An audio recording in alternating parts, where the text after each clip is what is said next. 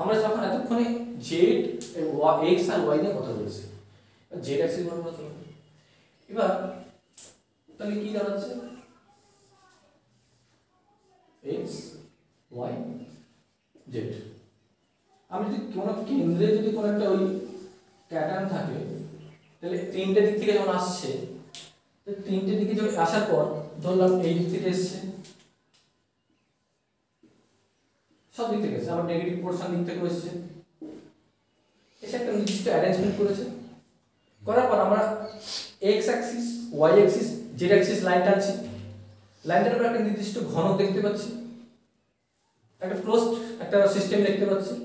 এই ক্লোজ সিস্টেমের মধ্যে দেখ, যখন দুটো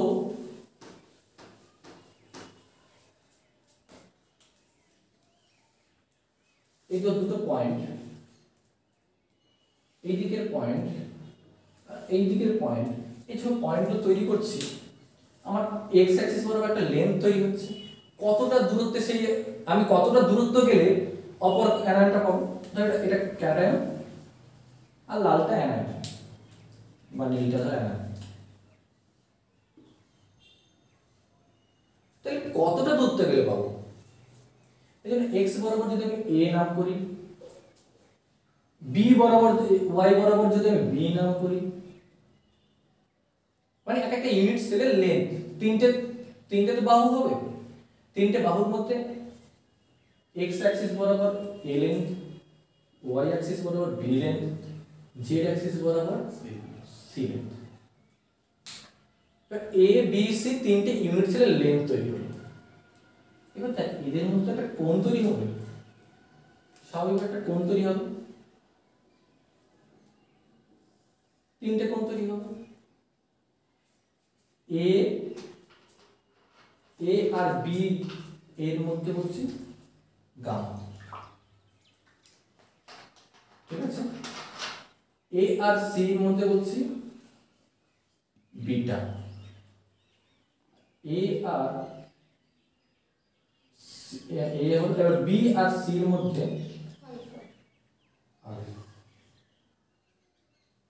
তাহলে কি করে মনে রাখবো, মনে রাখা চাপ, তাহলে এ বি সি এরকম লিখবো। তাহলে কি হচ্ছে, এ আর বি এর মধ্যে কি হচ্ছে গামা, এ আর সি এর মধ্যে কি হচ্ছে বিটা, আর বি আর সি আলফা। এরকম নয় এ আর বি এর মধ্যে আলফা কিন্তু নয়, এইটাই কিন্তু ভুল করার চেষ্টা হতে পারে।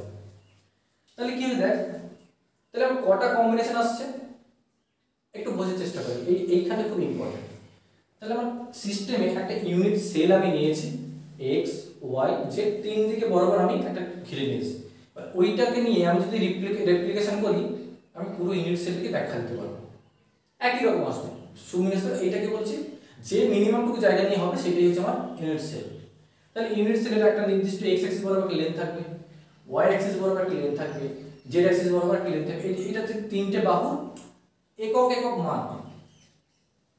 এবং এই দুটো একটা কোনো একটা অ্যানায়ন বা ক্যাটায়ন থাকলে এদের মধ্যে আন্তঃআণবিক দূরত্ব যেটা সেটাই আমি মেজার করব, বুঝে গেছে। এবার এইরকম সিস্টেমের মধ্যে এরকম তো হতে পারে, দেখা গেল এ বি সি সবাই সমান লেন্থ, সবার লেন্থ সমান, আলফা বিটা এগুলো কোণ, আলফা বিটা গামা এদের কোণ সমান এবং 90 ডিগ্রি, 90 ডিগ্রির সাথে সমান। তাহলে কি এই জিনিসটা কি বলা হয়, এরকম হবে।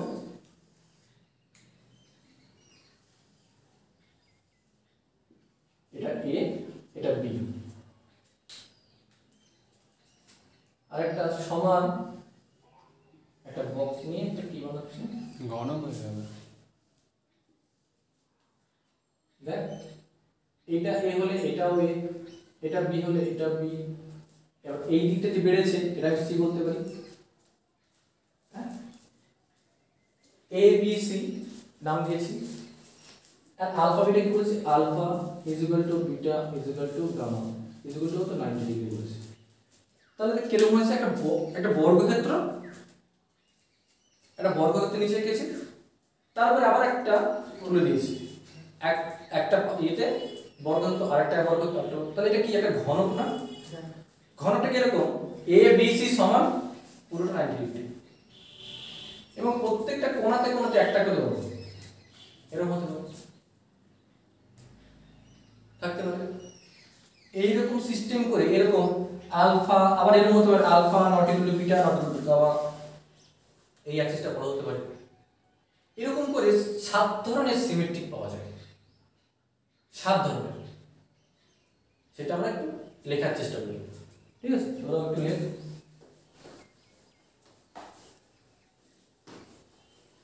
এটা হলো 7 সিমেট্রি।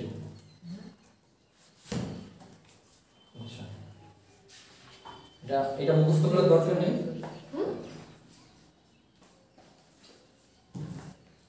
আচ্ছা, এটা মুখস্থ করার কোনো দরকার নেই। আচ্ছা, প্রথমে আমি এরকম বলছি, A is equal to B is equal to C। এখন প্রথমে আমি ধীরে ধীরে ইয়ে করার চেষ্টা করি, আর তবে কিন্তু এখানে একটা কোশ্চেন আসতে পারে, মোস্ট প্রবলি একটা আসে। A is equal to B is equal to C, প্রথমে সিমেট্রিক দিক থেকে আসছে। আর alpha is equal to beta is equal to gamma is equal to 90 degree হতে পারে। এইটাকে বলবো কিউবিক।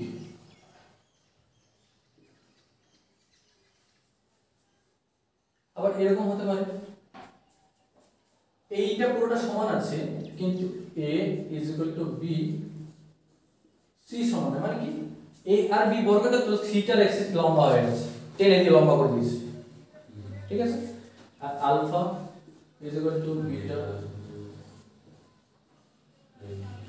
90, এটাকে আমরা বলছি টেট্রাগোনাল। এটা বলতে হচ্ছে, কিন্তু আমরা ইয়ে করার চেষ্টা করছি, একটা সিমেট্রিক আনার চেষ্টা করছি। কিভাবে আমি অ্যারেঞ্জ করব, মনে রাখবো বা কিভাবে? প্রথমে কি করছি, এই দুটো সমান রেখেছি আর একটা কেটে দিয়েছি। আবার এরকম হতে পারে যে এইটা পুরোটা সমান, এখানে আরেকটা নন ইকুইভ্যালেন্ট,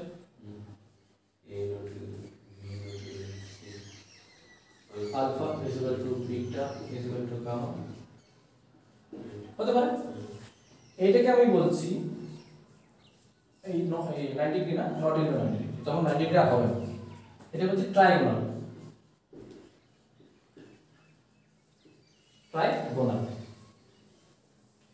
এবার এতক্ষণ এই বিটাটাকে ই করেছিলাম, এইটাকে চেঞ্জ করছিলাম, এবার এইটাকে দেখে ওখানে করি,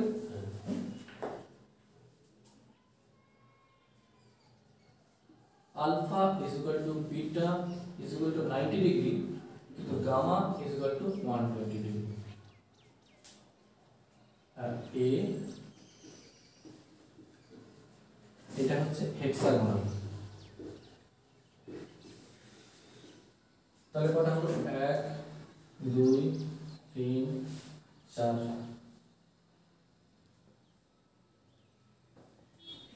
আচ্ছা, এইখানটা একটা, এটা এইখানটা একটা আমি ঢোকাচ্ছি, A not equal to B not equal to C,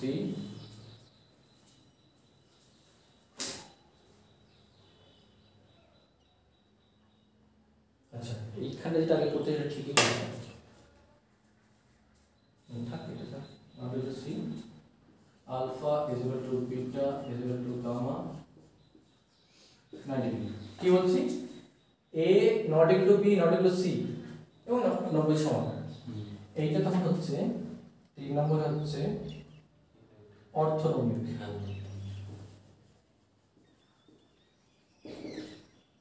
অর্থনমিক এইগুলো কিছু মনে রাখার দরকার নেই, শুধুমাত্র পরীক্ষার আগে শুধু কয়েকবার লিখবি, শুধু কয়েকবার লিখবি, তবে কিছু সিমেট্রিক কথা আমি লিখবি। A is equal to B is equal to C, এটা পুরোটা সমান, পুরোটা সিমেট্রিক, ওটা পুরো কিউবিক। তারপর একটা গাড়ি টেট্রাগোনাল, এটা সমান আছে। তারপর পুরো 3টে গাড়ি এটা সমান আছে। তাহলে এইটা গেল একটা ধরন, একটা প্যাটার্নের, এটা একটা প্যাটার্ন চলে গেল। এটা মনে রাখা সহজ। এইগুলো সব 90 ডিগ্রি সমান রেখে A সমান B সমান C, মানে বাহুগুলো সব সমান। তারপরে এ বি বাহু সমান কিন্তু সি ছোট বড়। এ আবার পরেরটাতে আসছে এ আলাদা বি আলাদা সি আলাদা। ট্রেডটা মানে একদিকে লম্বা, ঠিক আছে, একদিকে লম্বা হয়ে গেছে। আর হচ্ছে অর্থরম্বিক, এটা মনে রাখবে একটু জাস্ট। এটা অর্থরম্বিক এটা তাহলে হবে একটু আলাদা, একটু আলাদা। তারপর আসছে 4 নম্বরে ট্রাইগোনাল, 5 নম্বরে হেক্সাগোনাল। এবার এইখানটায় যেহেতু অ্যাঙ্গেলগুলো যখন চেঞ্জ হচ্ছে সেটাকে মেনটেন করার জন্য বাহুগুলো চেঞ্জ হবে। এটা ম্যাথমেটিক্যাল ল, যেটা প্রথম আমরা যে লটা পড়তে গেছিলাম ফেসেস ইন্টারফেসের ল, সেটা পড়তে গেলে এটা আমাদের আসতো অটোমেটিক্যালি, যেটা আমরা পড়িনি, দরকার নেই, ঠিক আছে। এখানে আমাদের একটু লাগবে। এবার চলে আসছি a not equal to b not equal to c এবং alpha is equal to gamma is equal to 90 degree, কিন্তু বিটাটা হচ্ছে আবার 90 ডিগ্রি নয়। সেটাকে বলছি 6 নম্বরে, সেটাকে বলছি মনোক্লিনিক।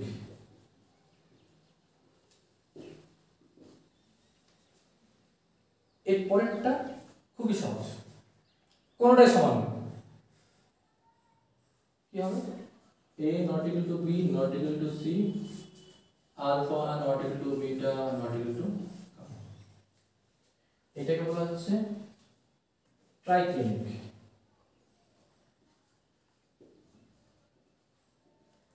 ট্রাইক্লিনিক তাহলে আমার কটা হলো? 7টা। এবার দেখ, আমার প্রথমটা মনে রাখা খুব সহজ, 7 নম্বরটা মনে রাখাও সহজ, এটা আমার কিছু ব্যাপার না শুধু।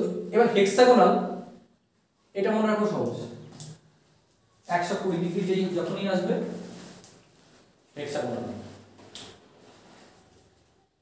কারণ কি এই বেনজিন বলে নিশ্চয় পড়েছিস, হ্যাঁ, ওইখানে একটা দেখ একটা 120 ডিগ্রি কোণ থাকে, 120 ডিগ্রি কোণ, আর এটাকে বলা হয় কি একটা হেক্সিন, যে 6 এর ব্যাপার আছে হেক্সিন, এই জন্য হেক্সাগোনাল 120, এটা এলেই মোটামুটি টিক মারতে পারবে।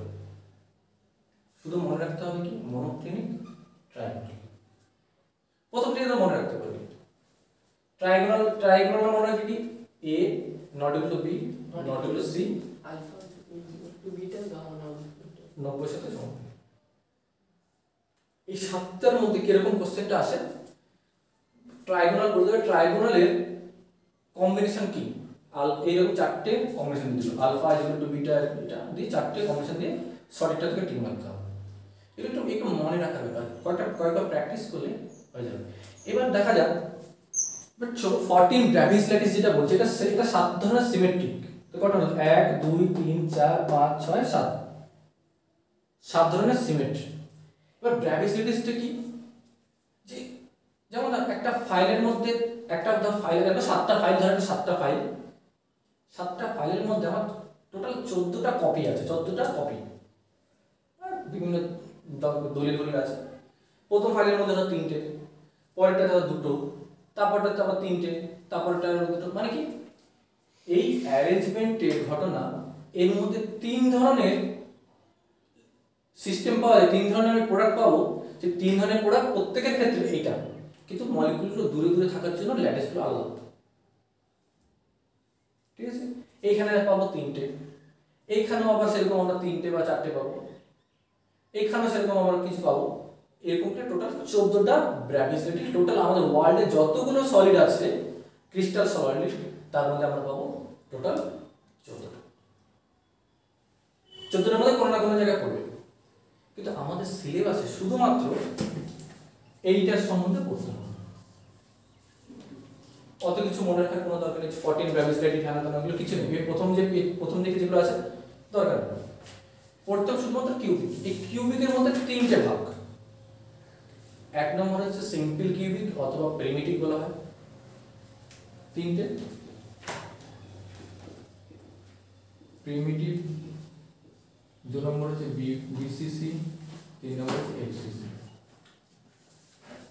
বিসিসি ফুল ফর্ম হচ্ছে বডি সেন্টার কিউবিক, এফসিসি হচ্ছে ফেস সেন্টার কিউবিক।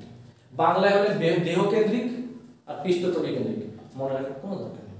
এই বাংলাগুলো একদমই অড, নিজেরাই ভুলে যাবে। দেহকেন্দ্রিক পৃষ্ঠতলী এগুলো নিজেরাই ভুলে যাবে, কিন্তু যেটা ইম্পর্টেন্ট সেটা প্রত্যেকের ক্ষেত্রে কিন্তু প্রিমিটিভের ক্ষেত্রে এটা ফলো করবে, বিসিসির ক্ষেত্রে এটা ফলো করবে, আর এফসিসির ক্ষেত্রে এটা ফলো করবে। এই গেল আমার সিমেট্রিক এর গল্প।